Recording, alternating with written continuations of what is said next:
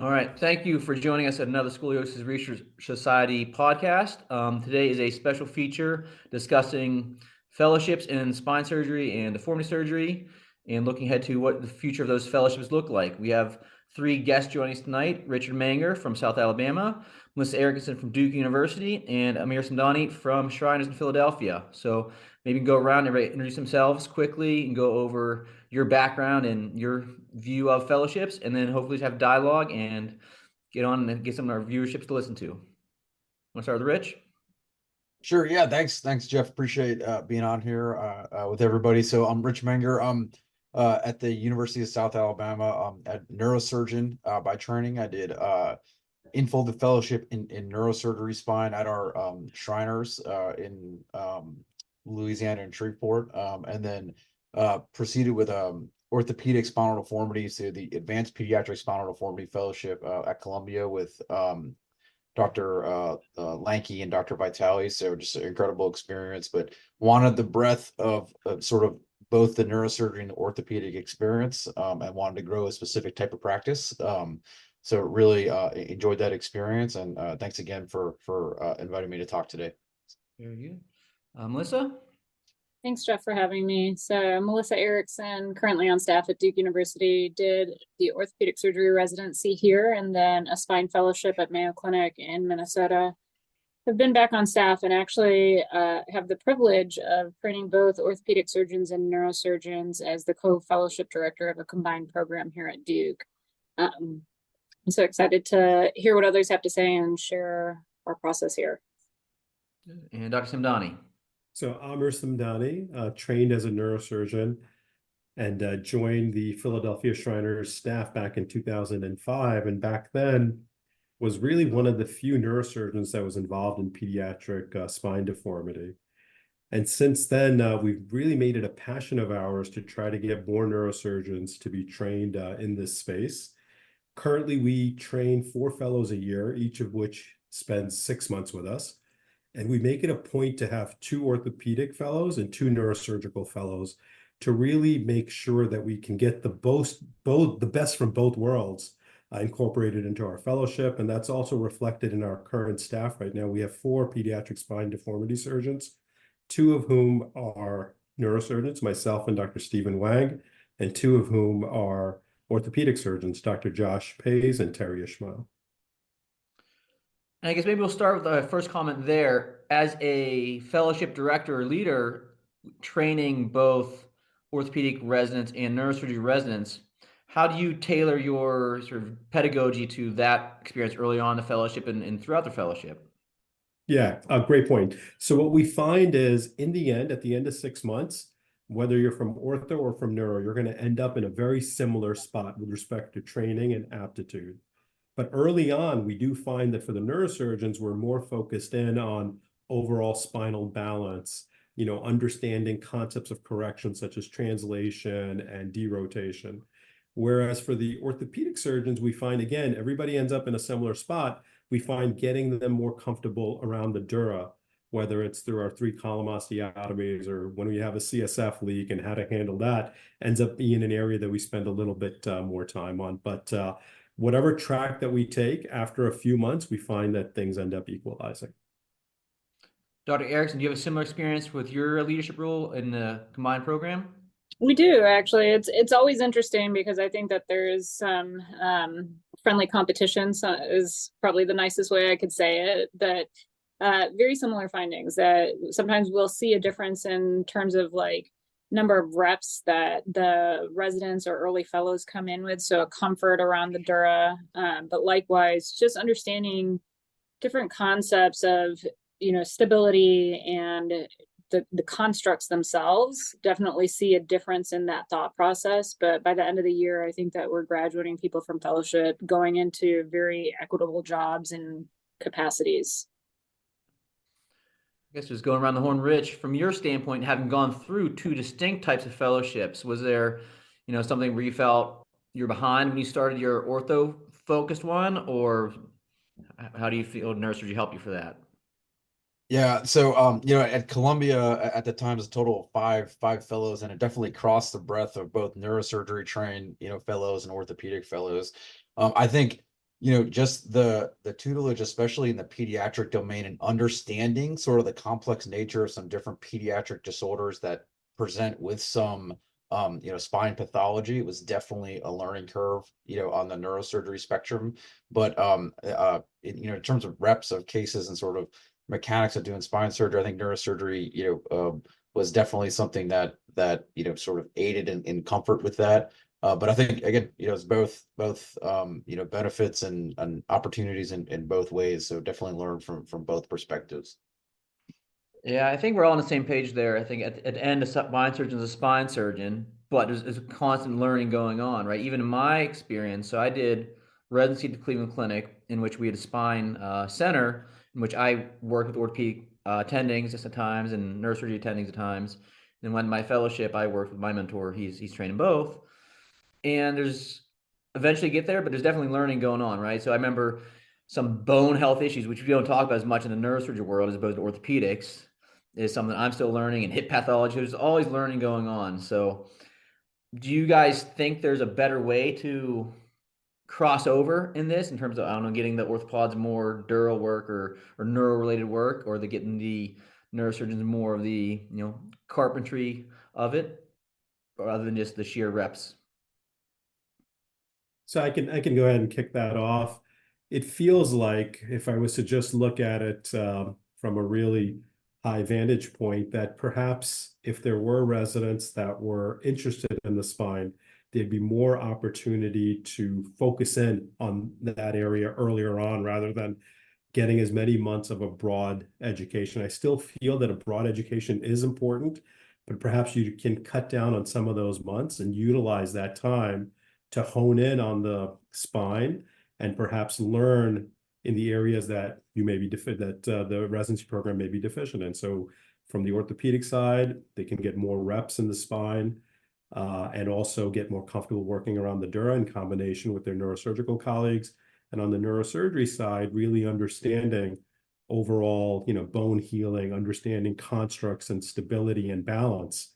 You can spend some of that time learning that from our orthopedic colleagues.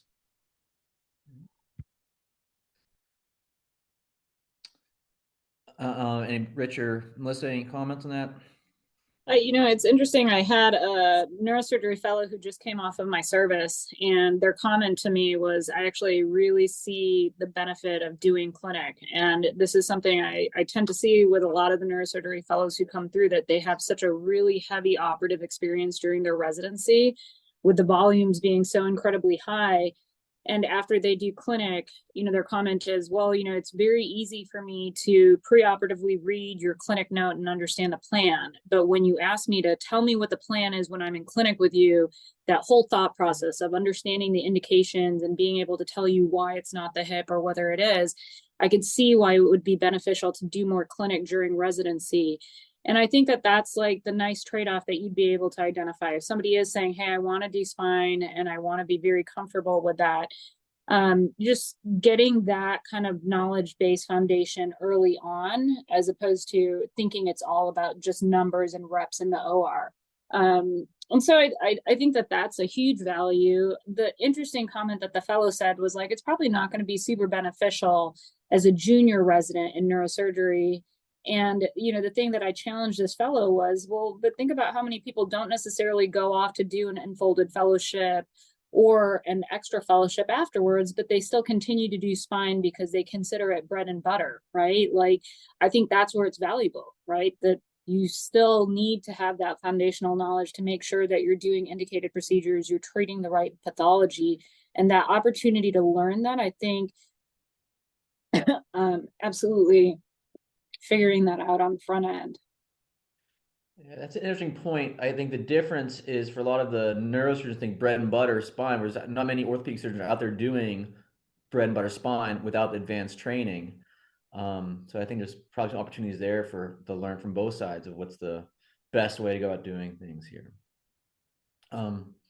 Maybe we'll just switch gears a little bit, since we have some people who are selecting fellows, and talk about that process a little bit, because another big divide between neurosurgery and orthopedics is neurosurgery doesn't have a match process. So it's sort of just go around, interview, and get offered and accept and go, versus the orthopedic world has their match. Rich, you went through both of those. Any pluses and minuses you saw there?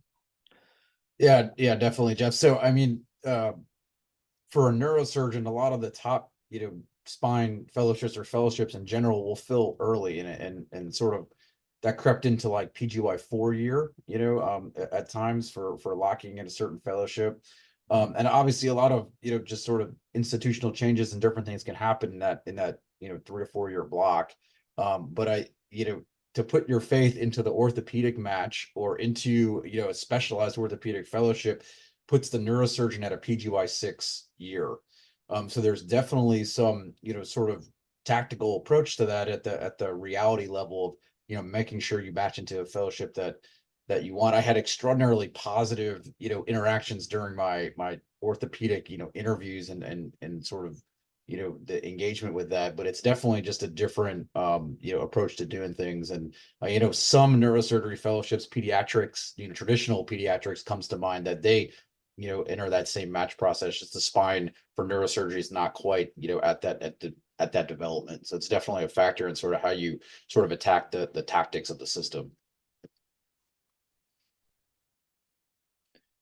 So how about on the other side of the table where you're offering those fellowships? Dr. No, you're not in a match, correct? So we have actually two tracks. We have one track that's outside of the match, which, much like Rich said, will often get neurosurgeons who are interested in learning more about deformity. They're 2 6-month blocks. And then we have a combined program with University of Pennsylvania on the adult side, where we'll often end up getting 2 orthopedic surgeons, although there have been neurosurgeons that have come through the combined program as well. Which that puts you in a hard position as a neurosurgery applicant, right? Because as Rich said, you could have had an offer 3 years earlier and sitting waiting as opposed to putting your trust in going through the match. And that can be a scary process, as some of us saw this past week during match day. There's some people very happy, some people aren't very happy. You're absolutely right, Jeff. Very good.